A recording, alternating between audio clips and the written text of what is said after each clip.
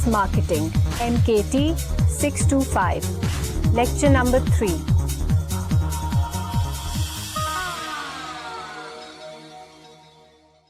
Assalamu alaikum Khawateen wa Hazrat. This is Wasim Ahsan, your instructor for the course on Services Marketing MKT 625 at the Virtual University of Pakistan. Welcome to lecture number 3. Toward the end of the previous lecture number 2, I was talking about the broad categorization as put forward by one of the marketing experts who says that marketing products could be categorized into 2 broad categories, one being search goods and the other being experience goods. Search goods, as he says, are all tangible goods with physical shape and form, whereas experience goods are the ones which we call services. Of course, we call them services in a very broad sense, but then you see there are so many different categories, and that is precisely what I was talking about. Those categories are goods which are basically tangible, but carry some elements of intangibility, goods that are purely tangible, goods that are intangible, but carry elements of tangibility, hybrid goods, and then we have pure services. These 5 categorizations could basically form what the marketing expert calls experience goods. And the reason he calls them experience goods, because until the time you buy a service, there is no way that you really can gauge and assess the performance of that particular product or determine to what extent the service product has been able to satisfy your need. So search goods and experience goods basically are the 2 broad categorizations which lay the foundation for our understanding into basically the service products. Why is it that we keep talking about search goods at the same time? Because until the time we have a clear understanding of the subtle differences between the level of tangibility and intangibility among different products, there is no way that we really can come up with the right marketing strategies for the service products that we are selling. I would like to draw your attention to the statement made by the same marketing expert who says that every tangible physical product does carry with itself an element of service. So in other words, at the end of the day, every product turns out to be a service product. Of course, we are talking in particular reference to services which are predominantly services and less tangible. But in order to understand this categorization in a more insightful way, we have to talk about the tangible products as well as the intangible products. This categorization can be made easy for understanding with the help of a graphic presentation. Let me show it to you. This tangibility spectrum shows goods which are search inclined, meaning basically are tangible, and goods which are experience inclined. And you can also see that the level of tangibility moves upwards and downwards with the level of search and experience. Let me now try to explain in even more simpler words. If you take a look at the top of the spectrum, you will see that we are showing products like soaps, biscuits, chocolates, cigarettes, etc. Now, these are the tangible or search products which do not really carry a great element of service. Well, you can argue that the level of service offered by the store boy while you buy those products also counts, and then you basically are substantiating the statement made by the marketing expert. If you go further down the spectrum, you will see that you have personal care products, then you have television, air conditioners and cars, and then restaurants. So what is happening is that looking at all these products, you can determine that the level of search is increasing as we go down, and the level of tangibility is reducing in terms of the evaluation process. I repeat, the evaluation process. I talk about the evaluation process because the US customer will have to go through certain considerations before you buy that particular product, meaning a television or an air conditioner. You will recall the element of service that is involved into it. any seller who is going to offer free installation of air conditioner to your house is going to be considered as the best seller or the better seller, so to say. And therefore, it is this level of service which makes it a little less tangible and more experience inclined on the tangibility spectrum. Otherwise, in terms of tangibility, in terms of the product looks like, the tangibility does not reduce, it diminishes only from the standpoint of the evaluation process. If you go further down, you see restaurants, and restaurants sit right above the dotted red line. This red line is where you can see hybrid services sitting. And you will again recall that hybrid services are the ones which are 50% experience and 50% search. Fast food example, all over again, 50% service, very important, and 50% is the physical product, meaning the food that you get at the end of the order placement. And therefore, restaurants sit at the bottom of the search-inclined products. Again, if you take a look at transportation products, meaning air travel or bus transportation or trains, you will realize that this is just about as much search and as much experience as restaurants are. Transport sits right below that dotted line, which is the hybrid services. And transportation being hybrid services, therefore, are as much search inclined and experience inclined as restaurants. Banking and insurance comes afterwards. They go further down, and which really means that you need to have more experience when you buy these kind of products. And therefore, on this spectrum, they're losing tangibility and increasing on the intangible scale. Or in other words, they're losing their search quality and gaining the experience quality. Hospitality is even more experience inclined, and healthcare even more. When you go to a doctor, you've got to be very careful about the experience that you've had in the past, or you've got to listen to all those people who've been to the same doctor, and by word of mouth, you make your decision whether to go to that particular doctor or not. Same is the case with consultancies and advisories.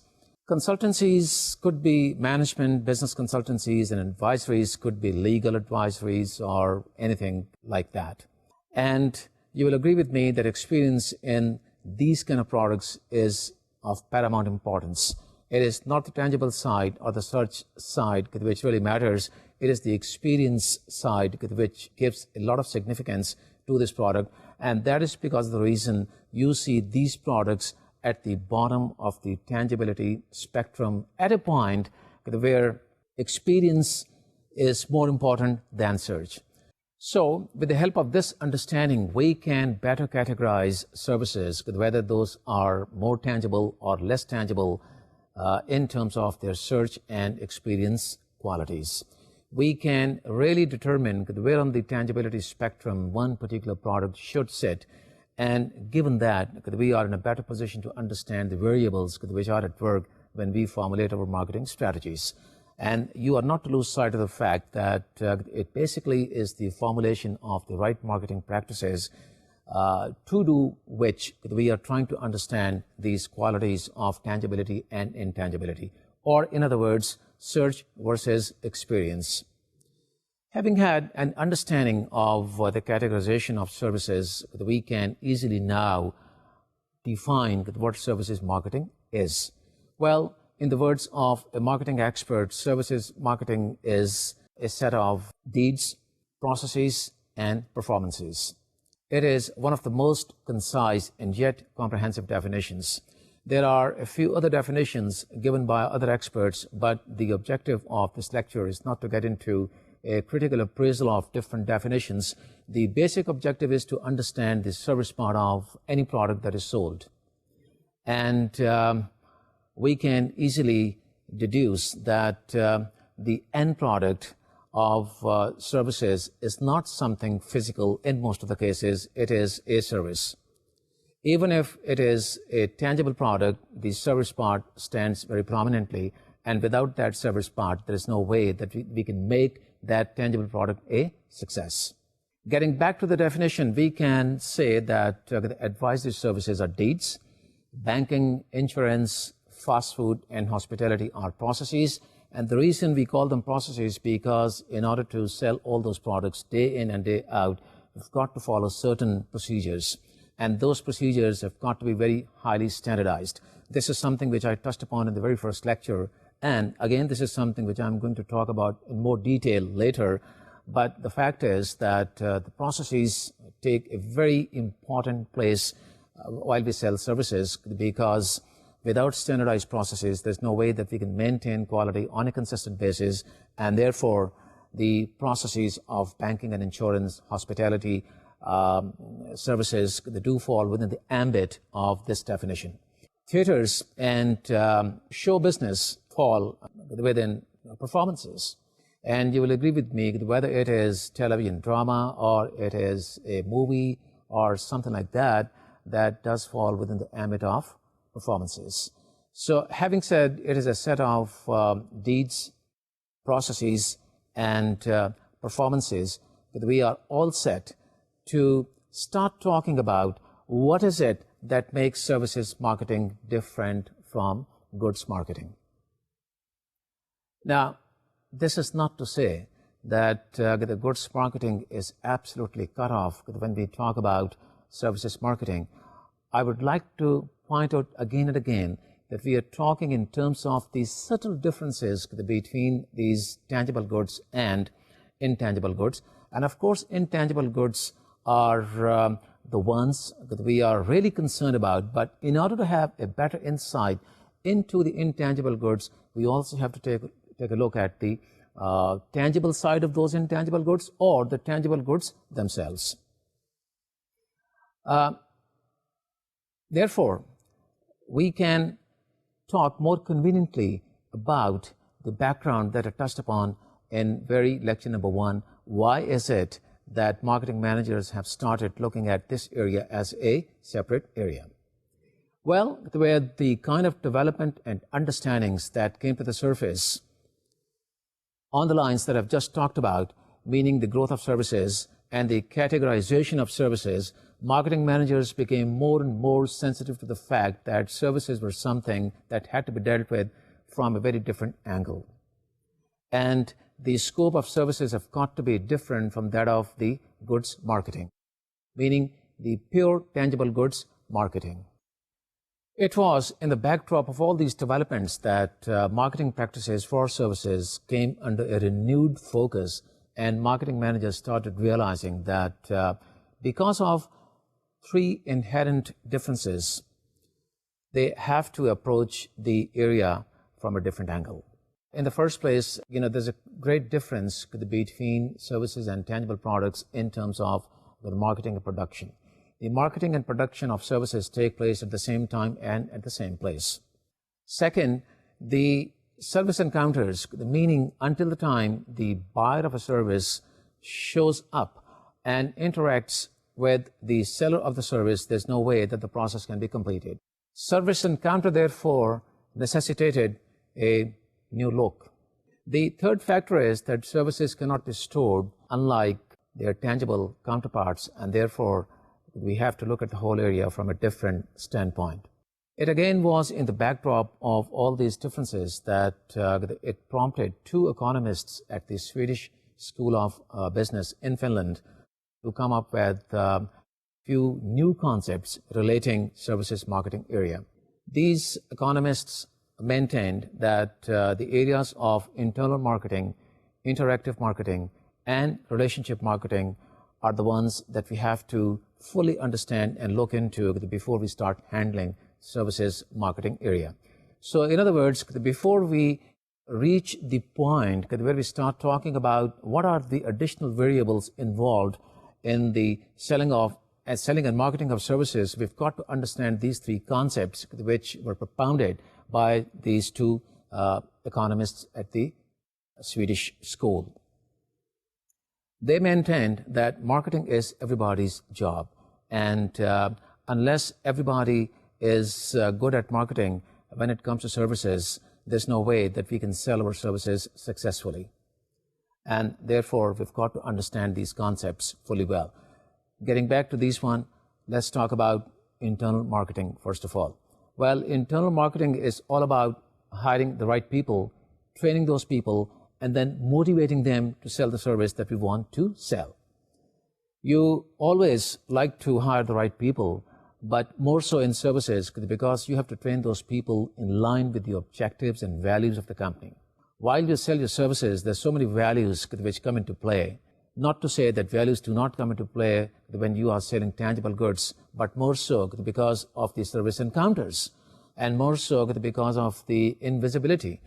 So therefore, internal marketing takes the driver's seat when it comes to services marketing. Training the right people so that they are motivated to sell the service with the kind of passion and with the kind of inspiration which really is a reflection of the company's values and objectives. This is what I'm trying to say. Now the question is, how does that happen? Well, the top management of any organization must take the charge, and everything starts from the top. The top management has got to initiate the good values which can be imparted and inculcated when it comes to the people working underneath, meaning people in the top management, the middle management, and the low management, and also those who are not part of the management. You do all this with the help of maybe some lecture programs, internal newsletters, seminars, conferences, some specially designed courses for your staff members, so on and so forth. Now, this is all about educating your people about the values and about the objectives of the company, and also about all that is happening within the industry or across industries, so that people can really educate themselves with the latest developments that are taking place elsewhere in the market. The top management also has got to initiate the concept of committees. They form committees that contain people from the top management, and those people have got to be representatives of different areas, meaning one from marketing, one from operations, one from finance, and one from, for example, supply chain. I keep talking about the supply chain because we just cannot talk about services without having taken into consideration the tangible side of the supply chain, especially when it comes to things like courier services and fast food restaurants. There are certain tangible elements which are playing their role. So these committees have got to have different experts who represent their respective departments. Once those people are sold to one particular idea and one particular objective, what is happening is that everybody has the same mindset. The whole practice is meant to have your employees think on the same line and deliver the service with the passion and inspiration they are supposed to be delivering that particular service. And any organization that is in a position to institutionalize the structure of internal marketing into their company is a successful organization. Having talked about internal marketing, let's now take the next topic which was propounded by these very economists, and that is interactive marketing. Well, there's a very fine line between internal marketing and interactive marketing. If internal marketing is all about preparing people to deliver a service of the quality they're supposed to be delivering, interactive marketing is the one which makes it possible. So in other words, we can say that if internal marketing is the cause, interactive marketing is the effect or the result. Again, in other words, we can say that we prepare people, we train them, we motivate them to deliver the service by the standards that the company has institutionalized. Interactive marketing makes sure that it does take place within the organization. If the committees are formed and they meet regularly and they talk about the values and objectives in order to get the right results, it is because of the interactive marketing. So whatever is taking place within the meetings of those committees is interaction between and among different people or different managers from different departments. Because the idea is to maintain the level of differentiation, the operational excellence, and the exceptional delivery of the service product. These the concepts are the ones which have to have the support of internal marketing, and that internal marketing just cannot come into play until the interaction takes place. So that it is what really is meant by the effect or the result that we achieve with the help of interaction between and among different departments.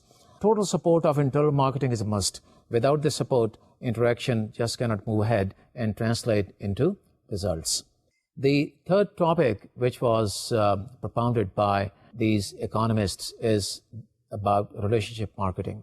It brings us back to the fundamentals of marketing, in which it is imperative that we develop relationships externally, not only internally, but also externally with our customers and all those members of the supply chain who happen to be the intermediaries. And who are the intermediaries? Well, they are the ones who help us sell a particular service. In the case of airlines, travel agents are intermediaries. The relationships are developed on a long-term basis, and the basic objective of developing those relationships is to retain customers. Like I talked earlier, developing new customers is always more expensive. So in order to cut on costs, if we can retain our customers, it is less expensive, and also by word of mouth, it strengthens the publicity and the promotion of the company. There are so many different tools with the help of which you can get into building of these relationships. Well, the very fundamental and basic tool is your sales calls. You call on your customers and try to strengthen the relationship in order for that customer to come back to you over and over again.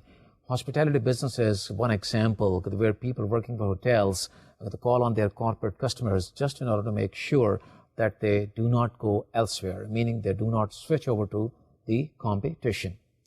There are other ways and means of which telemarketing has become very popular nowadays, and with the help of the maintenance of the database of existing customers, companies carry out this telemarketing. Banks are one example of this telemarketing nowadays. They keep calling you very frequently about selling different products in addition to the credit cards, which happen to be the product in the forefront nowadays. Then you can get into things like direct mail in order to maintain contact with your customers. And then there are certain sophisticated programs that I touched upon earlier also, the programs about reward system and loyalty programs. Airlines and banks, again, are examples. The more you fly, the more you accumulate your points, and the more discounts you get in future. By the same token, the more you use your credit card, the more you accumulate your points, and you get certain rewards in terms of getting certain tangible products. You may also get services as rewards, but mostly it is the tangible products which have become a source of attraction for many customers. And then you also can have incentives for your own staff, because that keeps your staff motivated. And motivated people are the ones who deliver service on a consistent basis of the quality that has been envisaged by the company. So training and motivation are very important. To strengthen that, you get into incentive systems. With this understanding, let me further clarify these three concepts, the way they converge on one single point with the help of a graphic presentation. You can see from this triangle that we have a company sitting right on top, and the company gets into the practice of internal marketing, which is directed toward its employees, because it is a question of training your employees so that they are motivated to deliver what they are supposed to be delivering. Then you have interactive marketing, which is a continuation of internal marketing, and from employees, the focus gets onto the customers. This is the key point, from employees to customers. And you have your focus on the customers only if you have the right employees. So what starts with internal marketing gets culminated with the help of interactive marketing. And then, in order to strengthen all this, what the company is doing It is getting into relationship marketing, which is the third dimension of this triangle, and that also ends at customers. Because the fact is that any kind of marketing that you carry out is carried out with the focus on the customer. So I think with this graphical presentation, we are in a position to better understand the three areas of internal marketing, interactive marketing, and relationship marketing. With this understanding, we're now getting close to the point where we shall start looking into the additional variables of marketing mix when it comes to services. And keep in mind that these variables are going to be in addition to the one which present themselves in a traditional way, meaning the 4 P's: price, product, packaging, promotion. And the ones we're going to talk about is going to be a little later, but we are developing our understanding as to why those additional variables should present themselves in addition to the ones that are already there traditionally. Before we do that, there is one more topic that we have to cover, and that is the characteristics of services. I did touch upon this during the introduction lecture, which was lecture number 1, and you will recall that the 4 characteristics which services have are that of intangibility, inseparability, variability, and perishability. Let us now talk about these ones one by one. Intangibility. Well, we know that services are not tangible. They're invisible. They cannot be touched, cannot be felt, and cannot be smelled. Having said that, it becomes very obvious that services carry a lot of experience qualities. So in other words, until the time we experience a service, we cannot determine whether the service really satisfies our demand or not. But before we do that, there's a lot of risk involved. And the challenge for the marketing people is to minimize that risk. That risk could be minimized in a couple of ways.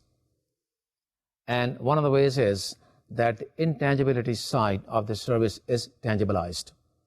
Now, how is that done? Well, that is done by presenting some kind of physical evidence. That is done by undertaking certain procedures which are very highly standardized. And that is done by offering something to your customers as preliminaries which really can be an assurance against the risk which is perceived by customers before they buy that particular service. I give you one example, how to tangibilize the intangible. If you buy an Umrah package or Hajj package, you're not really sure about the efficiency or the hospitality side of the service product that you're going to buy from the travel agent or from the operator of that particular trip. And you are in a state of mind which is presenting you a lot of difficulties in making the pre-purchase decision. So how is it that this complexity in your mind is going to be simplified? Well, that can be simplified in very simple words by the word of mouth, which you might hear if the service seller has good reputation.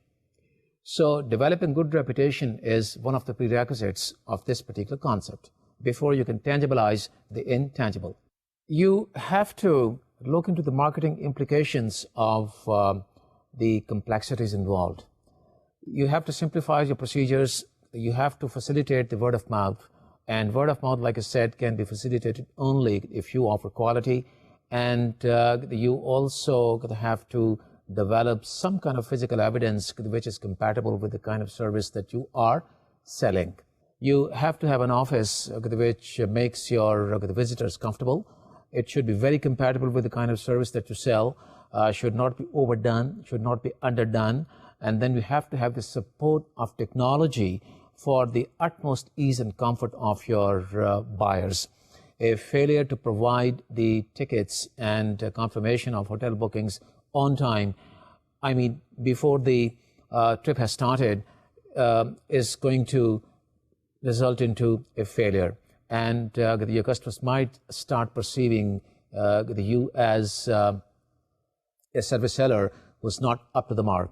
So, your ability to turn the intangible into tangible lays the ground for your success. Let me now summarize the concept of intangibility all over again for your ease and comfort. What I've said is that it is quite very difficult for the consumers to make decision for the service they are considering to buy. There's so many complications and risk factors, and these risk factors emanate basically from the fact that services are intangible because they cannot be seen. They have to be experienced. Until the time you experience one particular service, you cannot say whether the service was good or not. With the example of the Umrah trip or the Hajj trip, you can well imagine if the operator is not in a position to offer you timed pickups and the quality transportation, which is air-conditioned, you're not going to be happy and satisfied with the service that you have bought. But the question remains, how are you going to make sure that whatever you perceive is going to happen the way you think it should? It is the job of the service seller to make you comfortable about that. The intangibility or the invisibility that is an inherent part of that service has to be tangibilized by the service provider. How can service provider tangibilize that? He has a few different means at his or her disposal. One is that they tangibilize the intangible. And the intangibles can be tangibilized with the help of some physical evidence, meaning by putting up an office and having staff members who are fully trained and motivated. If you walk into that office and find people fully committed to their job, and you realize that they are delivering the service that you're buying with the efficiency and the quality as perceived by you, you take them very seriously, and the risk factor stands kind of minimized. By the same token, if the procedures which the tour operator employs are simplified and are very consistent, that again is going to give you some comfort about the technical competence of the service provider.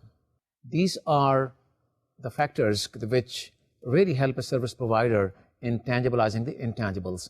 In addition to those, there are certain preliminaries which the provider can perform in order to give you, or rather elevate your comfort level to the point that you start feeling comfortable with the service that you're considering buying.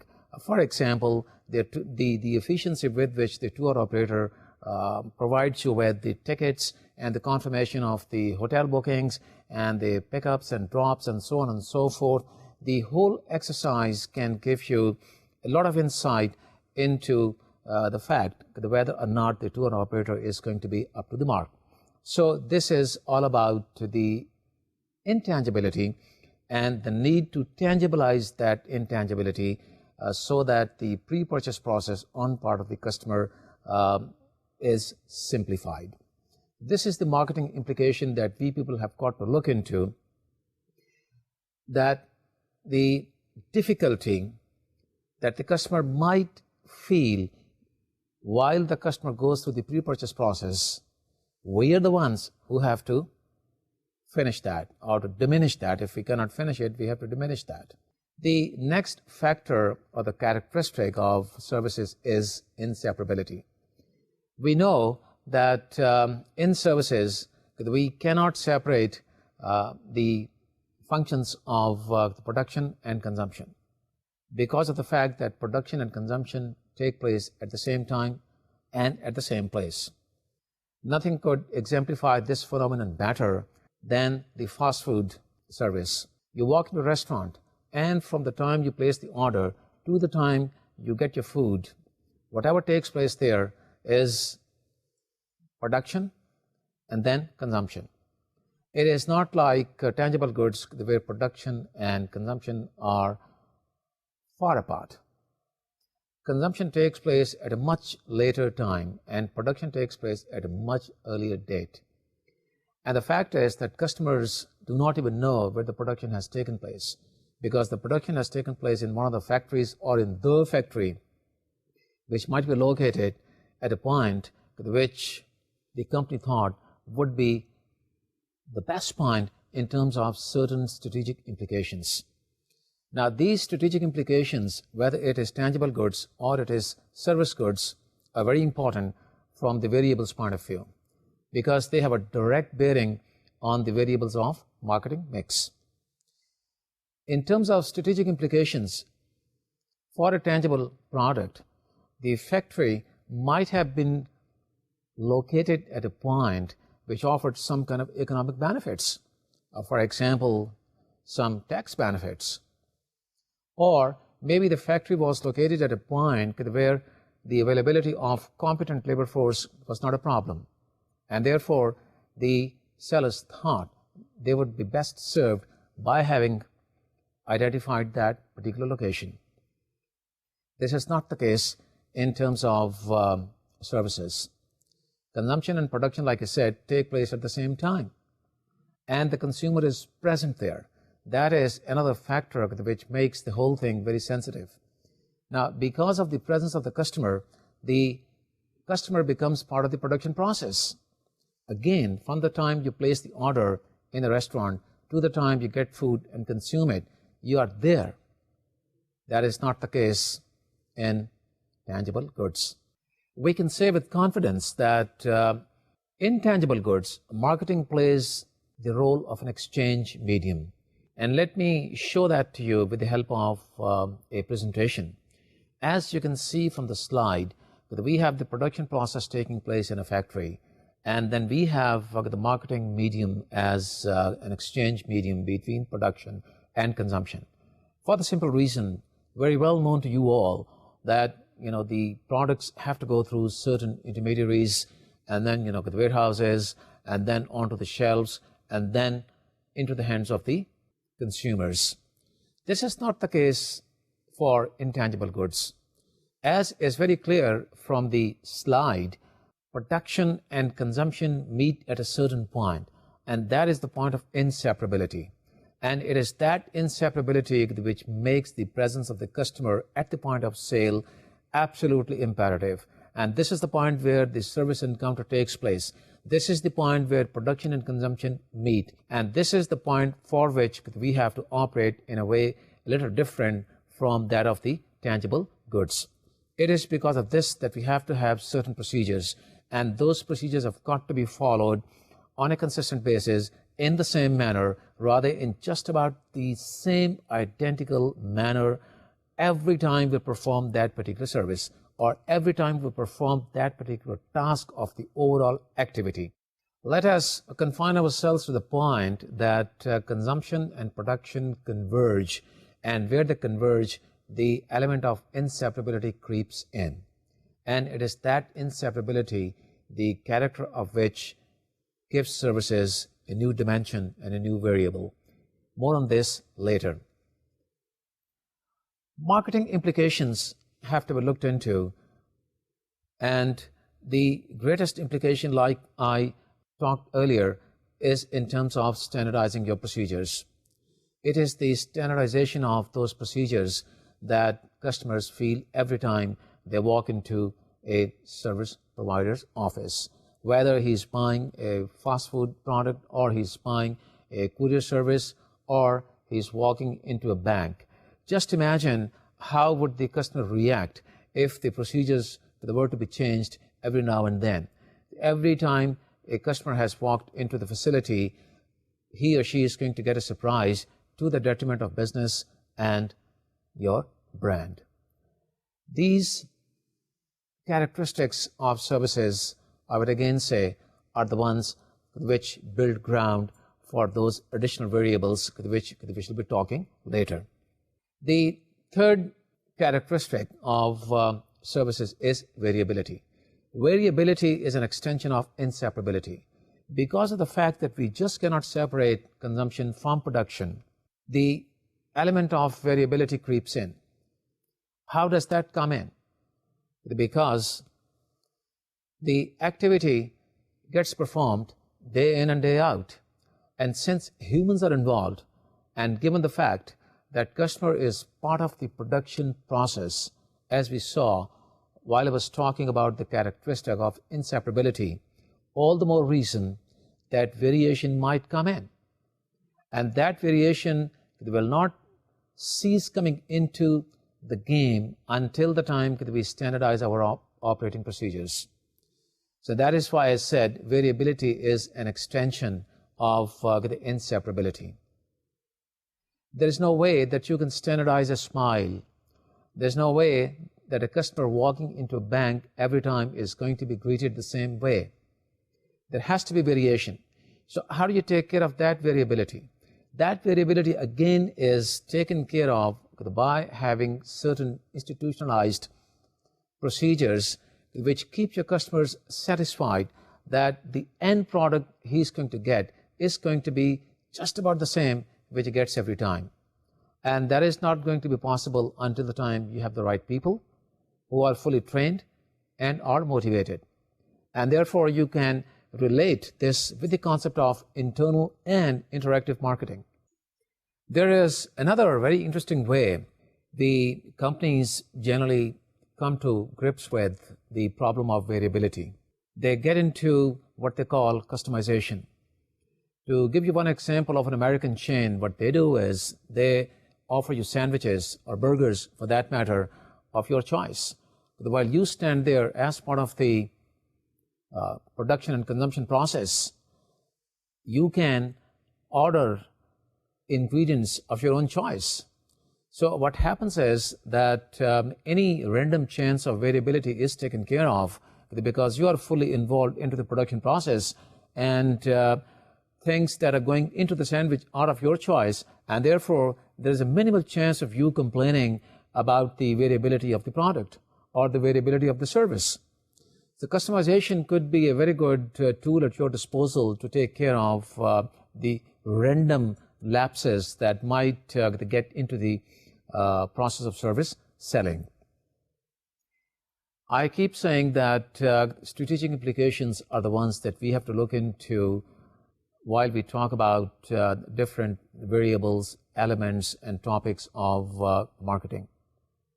And therefore, whatever we have learned about these three characteristics has got to be translated into the strategic implications so that we can come up with the right marketing strategies. The fourth characteristic of services is that services are perishable, which means services cannot be stored, and therefore what is not sold today cannot be sold tomorrow. If a plane leaves with half its capacity, it cannot be filled up the next day because that has gone waste. The situation with tangible goods is not like this. If you are into slow periods of sales, in case of tangible goods, you can always store them and sell them at a later stage with some ingenious marketing strategies of pricing and promotions. And you do not really have the compulsion and the haste to be able to sell them because those are stored. This is not the case with services. What has gone waste today has gone waste forever. And therefore, there's a great need on part of the marketing managers to create a balance between slow periods of sales and brisk periods of sales. The elements of demand, supply, and capacity come into play. And marketing managers have to make some adjustments between those peaks and valleys of demand. In other words, there could be a situation in which you have more customers than you really can take. And there could be situations in which you have less customers than you should have. So what do? Especially for the slow period? Well, all you can do is offer a combination of good pricing and promotion strategies, thereby trying to compensate for the losses that you might face otherwise. So the adjustment between supply and demand in relation to variation of different periods is imminent when it comes to perishability.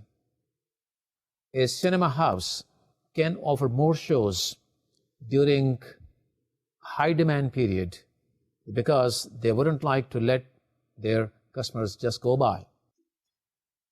The cinema house might like to introduce morning shows for non-working people only because they want to add to their capacity.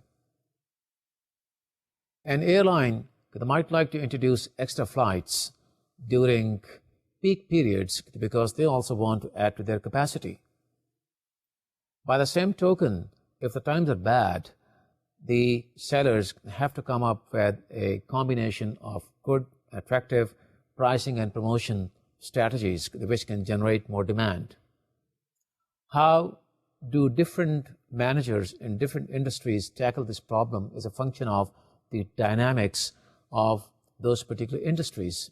Depending upon the nature of service they're selling, depending upon the structure of the organization, and depending upon the competitive dynamics of the industry, different marketing managers will make different decisions in order to come up with strategies that will ensure that equilibrium between the peaks and valleys of the demand period. The basic objective is not to lose business during very high periods.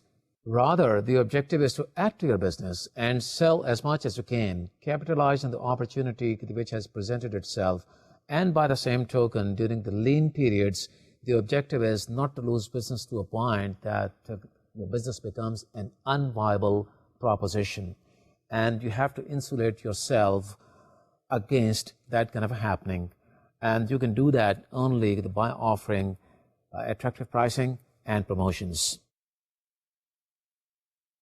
Let me now give you a summary of what we have learned today.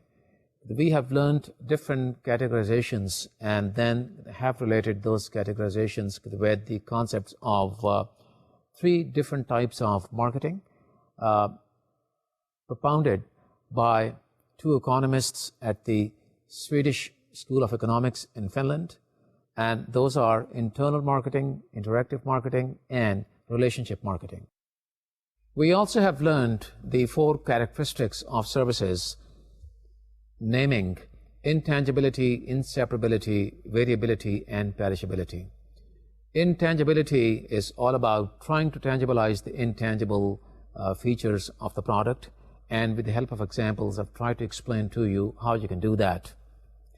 Inseparability is all about the convergence of the production process with that of consumption, and the involvement of the customer as part of the production process, and therefore the need for us to be very sensitive to having standardized procedures so that we do not make mistakes and deliver our services very consistently of the same quality with the same efficiency each and every time we sell that service.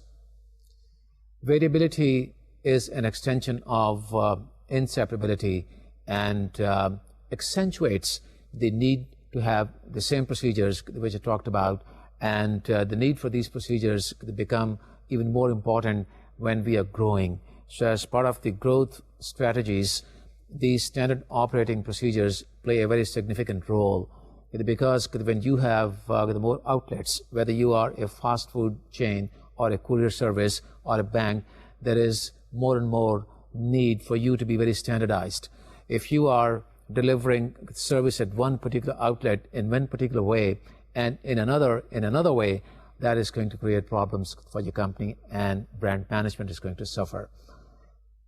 Perishability is all about your efforts not to lose sales during the peak periods, or rather add to whatever you can sell, and you've got to come up with strategies which can be very ingenious in terms of adding to your capacity so that you can generate more and more revenues, leading to better profitability.